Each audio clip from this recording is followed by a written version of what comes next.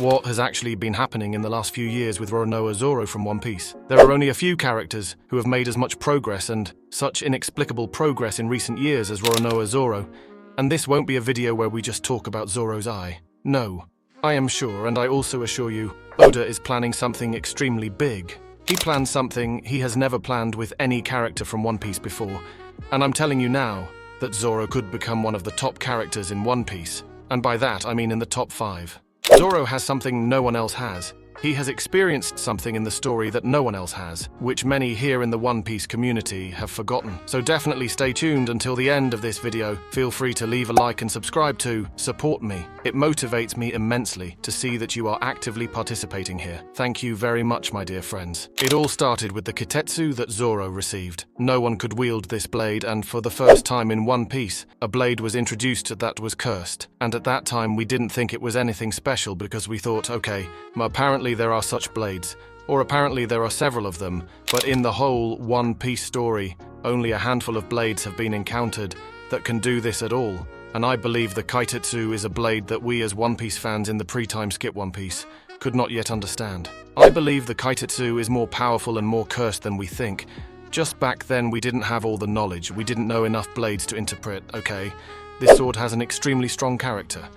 And there were only a few swords in One Piece that have shown their character physically so strongly outwards. The Enma, which Zoro also mastered, but we'll come back to that in a moment. And there is a theory that has been almost stamped as reality for years, namely that the Gorosei leads the Kitetsu to the first generation, which is extremely likely because we have also often seen this blade, and it closely resembles Zoro's Kitetsu, so it's quite possible that it's the same blade.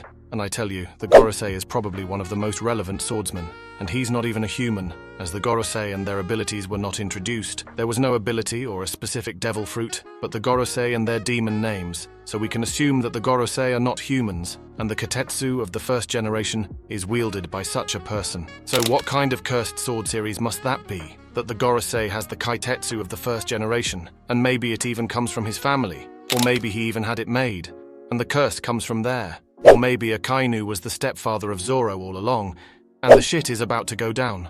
Here could be a bigger connection than one thinks, and we learned in the Wano Kuni arc that the sword must recognize the swordsman for it to work at all, and every sword has a character, one more extraordinary than the other, and the stronger the blade, the more difficult the character.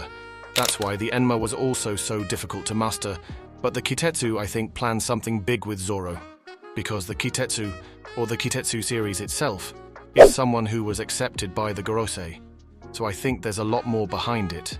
And back then, the Kitetsu already showed its external abilities and its character, so Oda is planning something big, and it started back then. And I thought, okay, strange, the Kaitetsu has shown its character once, but since then it somehow hasn't come into question at all, no specific ability like with the Enma.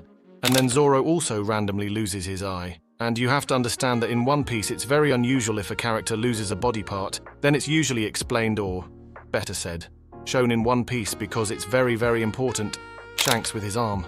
But Zoro lost his eye as a swordsman, which is a very, very big point both optically and also physically, which could also limit him, which many don't believe, but his vision is simply restricted, or his field of vision. So even if he masters the observation haki perfectly, he just has one eye less, just like Shanks has one arm less. And they are just humans and are limited by that, even if they compensate extremely well with the haki abilities, or generally with other abilities. But why did Oda do that? Why did Oda take the eye of such a popular character like Zoro and say, okay, I'll leave it like that? Clearly it was always cool in the ninja world, and there's also no question that Oda and Kishimoto were good friends, and generally Oda is also a fan, of course, of this old ninja style, and he has also said that himself.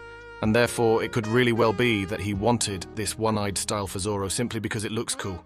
It does look optically cool, but Zoro has never opened it, never shown that he is simply blinded, which the One Piece community has been asking themselves for years and years what Oda has in mind here. But folks, there could be a solution, so stay tuned not only for the eye but in general what Oda plans with Zoro here because something happened that no one could explain yet. I'm like 99% sure that Zoro will awaken his Mangekyo Sharingan and will then be able to have a very good sense of coordination. However, Zoro suddenly received the title of the King of Hell during the course of the story. I thought to myself, What in the actual fuck? Why the King of Hell? Although a very cool name, but there must be some reason why Oda decided to specifically name him King of Hell, and that even became more than Bounty Hunter Zoro. Now his thing, the King of Hell Zoro, so it's very cool. I hope it will also be replaced on his bounty so that it no longer says Bounty Hunter Zoro but King of Hell, which would also be simply much cooler for the story, because Zoro simply doesn't have much to do with bounties anymore, but friends. What makes the whole thing so interesting is what also happened at the end of Wano Kuni. After Zoro won his fight against King, namely, a Grim Reaper just appeared, no idea who that is, and the One Piece community still doesn't know what this figure or this shape, this mystical being was. There was even the ridiculous theory that it was Brook himself. I remember when the manga chapter came out and everyone said it's Brook, and Oda is having a gag, but no, it was then, of course, not Brook, which was actually obvious. A mystical figure just appears like that. That has never happened in One Piece before. Sure, we have weird characters in One Piece, but never has a being of this kind of mystical, also known in the real world, as I say a fairy tale or story, appeared like that. It was obviously not a human. It was the Grim Reaper. It was a mystical figure that just appeared there and had nothing to do with the One Piece world as we know it so far.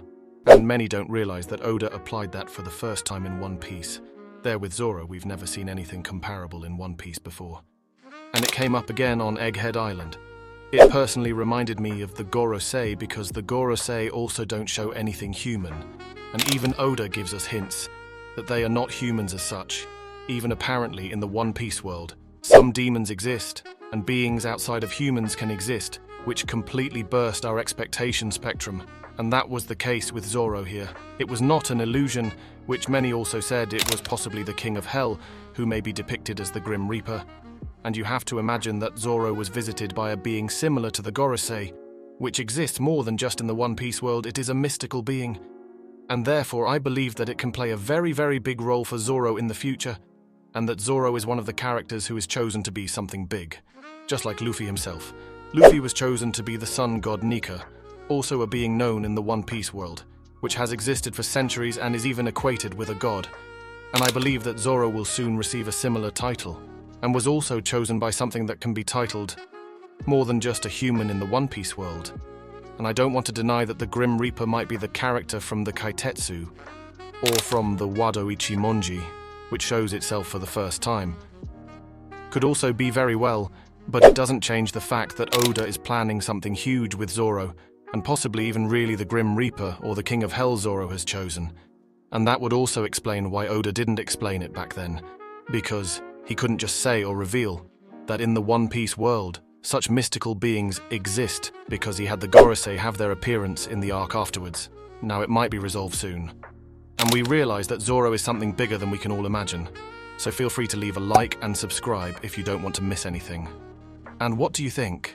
Do you think Zoro will unpack his Desert Eagle in the coming chapters and go from swordsman to gunner? Will he shoot the Gorosei as if they were in the Bronx of New York? Be sure to write it in the comments. I'd be very interested. Let's discover together in the future what Zoro is all about. Otherwise, that's it from me. Have a good one, my friends.